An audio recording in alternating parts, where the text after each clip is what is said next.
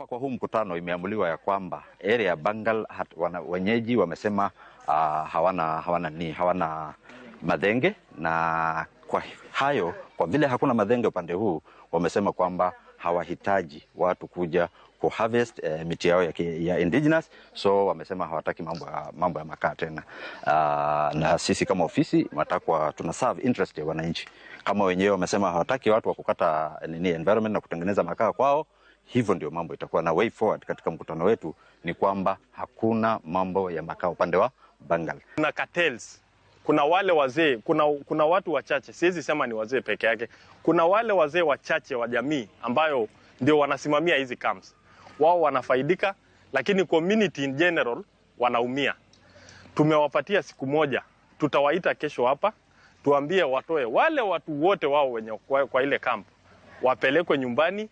Hatutaki kuona mtu mmoja pale. Na tumeharamisha makaa isiendelee, na tukotoa idhini ya kuwa na amri kwa wale maofisa wa forest pamoja na security agents.